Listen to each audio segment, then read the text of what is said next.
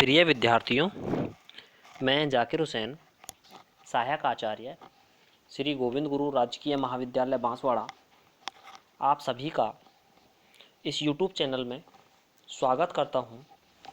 आज मैं आप सभी के सामने अपने पाठ्यक्रम में शामिल सामाजिक संरचना की विशेषताओं को समझाने के लिए हाजिर हुआ हूं।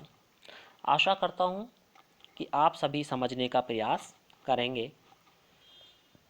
जैसा कि हम इससे पूर्व के वीडियो में सामाजिक संरचना की परिभाषा, उसका अर्थ, विभिन्न विद्वानों द्वारा दिए गए कथन को समझ चुके हैं, तो एक बार हम रिवाइज कर लें सामाजिक संरचना की परिभाषा क्या है। तो सामाजिक संरचना समाज की विभिन्न इकाइयों, विभिन्न समूहों, विभिन्न संस्थाओं, विभिन्न समितियों, विभिन्न प्रकारों, विभिन्न परिस्थितियों और विभिन्न भूमिकाओं के क्रमबद्ध ढांचा है। यानी भूमिका, इन सभी का एक क्रमबद्ध ढांचा है। यानी कि ये सभी इकाइयाँ एक दूसरे से क्रमबद्ध रूप से जुड़ी होती हैं और उद्देश्यपूर्ण रूप से जुड़ी होती हैं। ऐसा नहीं है कि वो जुड़ तो जाएं लेकिन किसी उद्देश्य की पूर्ति ना हो। तो आज इस वीडियो में हम देखेंगे सामाजिक संरचना की विशेषताओं के बारे में। तो सामाजिक संरचना की जो प्रमुख विशेषताएं हैं वो इस प्रकार हैं। सामाजिक संरचना की प्रमुख विशेषताओं में सबसे पहले हम देखें, सामाजिक संरचना समाज के बाह्य स्वरूप का बोध कराती है। यानी कि सामाजिक संरचना के माध्यम से हम समाज के बाह्य स्वरूप का बोध करते हैं, समाज के बाह्य स्वरूप को जानने का प्रयास करते हैं। इसके बाद आता है, सामाजिक संरचना एक अखंड व्यवस्था नहीं है। यानी कि सामाजिक संरचना एक खंडित व्यवस्था है, क्योंकि सामाजिक संरचना का निर्माण किसी एक इकाई के माध्यम से नहीं होता, विभिन्न इकाइयों के माध्यम से सामाजिक संरचना का निर्माण होता है।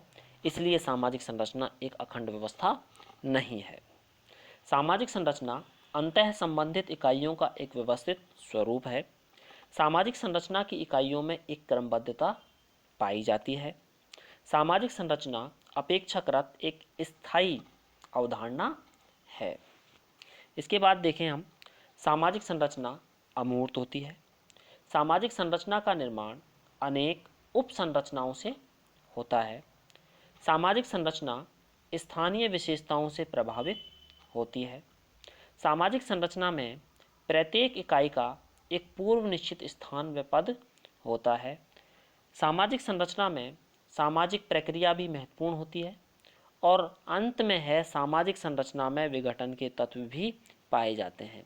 ऐसा नहीं है कि सामाजिक संरचना केवल संगठन बनाने के लिए या संगठन का निर्माण करने के लिए या संगठन को मजबूती प्रदान करने के लिए ही बनाई जाती है या बनती है, बल्कि इसमें सामाजिक संगठन के या सामाजिक संरचना में विघटन के तत्व भी पाए जाते हैं जो समाज को विघटित करते हैं। अब हम इन सभी विशेषताओं को एक एक करके समझने का प्रयास करते हैं। तो सबसे पहले हम देखें, सामाजिक संरचना समाज के बाह्य स्वरूप का बोध कराती है। तो देखें, सामाजिक संरचना का निर्माण विभिन्न इकाइयों से होता है। ये हम सभी जानते हैं। हम इससे पूर्व के वीडियो में सामाजिक संरचना की परिभाषा में पढ़ चुके हैं कि सामाजिक संरचना का निर्माण विभिन्न इकाइयों के माध्यम से होता है और ये सभी इकाइयाँ परस्पर एक दूसरे से क्रमबद्ध रूप से जुड़ी होती हैं।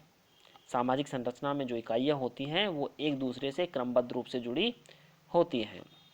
जिस प्रकार हमारे शरीर के विभिन्न अंग एक व्यवस्थित रूप से परस्पर जुड़े होते हैं और शरीर रूपी ढांचे का निर्माण करते हैं, ठीक उसी प्रकार समाज का निर्माण करने वाली इकाइयाँ भी क्रमबद्ध रूप से जुड़ी होकर एक बाह्य ढांचे का निर्माण करती है, जिसे हम सामाजिक संरचना कहते हैं। यानी कि हमारे अंग जिस प्रकार से एक दूसरे से जुड़कर हमारे शरीर का निर्माण करते हैं, ठीक उसी प्रकार समाज की जो इकाइयाँ हैं वो भी परस्पर एक दूसरे से जुड़कर समाज के बाह्य ढांचे का निर्माण करते हैं जिसे ही हम सामाजिक संरचना कहते हैं।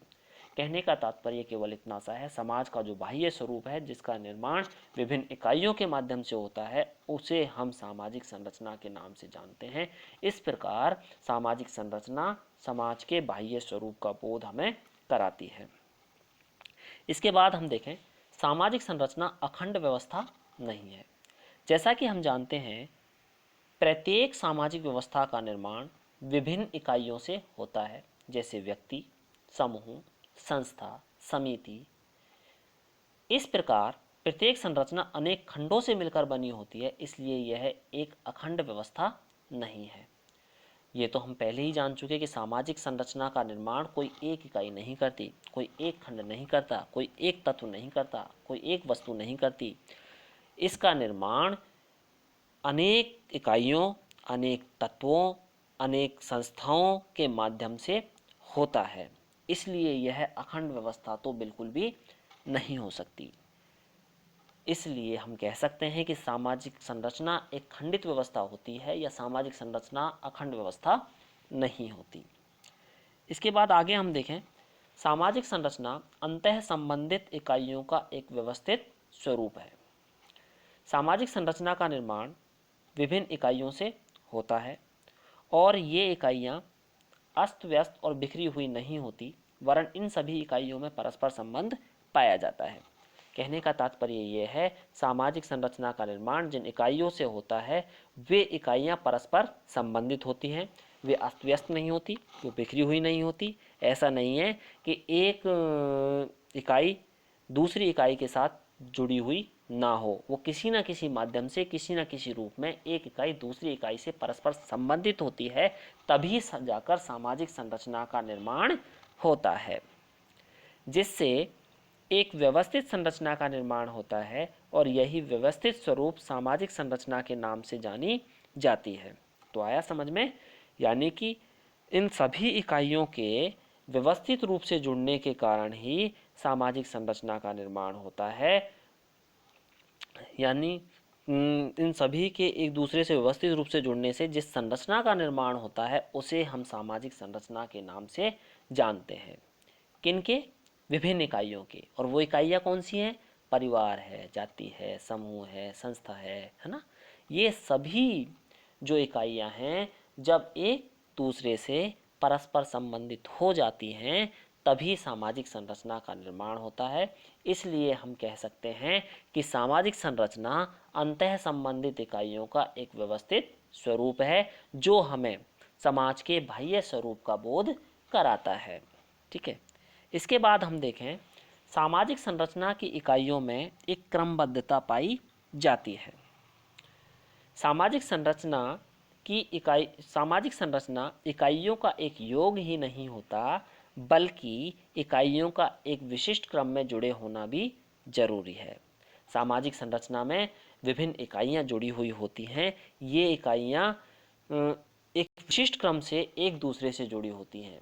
अगर ये इकाइयाँ एक दूसरे से विशिष्ट क्रम से जुड़ी हुई नहीं होंगी, तो सामाजिक संरचना का निर्माण कतई नहीं हो सकता। यानी कि बिल्कुल भी सामाजिक संरचना का निर्माण नहीं हो सकता। सामाजिक संरचना के निर्माण के लिए इन इकाइयों का एक दूसरे के साथ जुड़ा होना बहुत ही जरूरी है। इस विशिष्ट क्रमबद्धता के अभाव में कोई भी संरचना नहीं बन सकती। अतः सामाजिक संरचना के निर्माण के लिए इन इकाइयों का क्रमबद्ध रूप से जुड़ना भी जरूरी है। सामाजिक संरचना के अंतर्गत विशिष्ट क्रमबद्धता का होना जरूरी है। अगर विशिष्ट क्रमबद्धता नहीं होगी, तो सामाजिक संरचना का निर्माण नहीं हो सकता। अतः हम यह कह सकते हैं कि सामाजिक संरचना की इकाइयों में एक क्रमबद्धता का होना जरूरी है, और जिस सामाजिक संरचना में यह क्रमबद्धता पाई जाती है, वही सामाजिक संरचना अपना विकास करती है। इसके अभाव में एक विघटन पैदा हो जाता है। तो आज हमने इस वीडियो के माध्यम से सामाजिक संरचना की जो विशेषताएं हैं, जो मुख्य विशेषताएं हैं, उनमें से हमने केवल कुछ विशेषताओं को जाना। तो वो विशेषताएं जिनको हमने इस वीडियो के माध्यम से जाना, वो थी: सामाजिक संरचना समाज के बाह्य स्वरूप का बोध कराती है। सामाजिक संरचना कोई भी अखंड व्यवस्था बिल्कुल भी नहीं है। सामाजिक संरचना अंतः संबंधित इकाइयों का एक व्यवस्थित रूप है, और सामाजिक संरचना की इकाइयों में एक क्रमबद्धता पाई जाती है।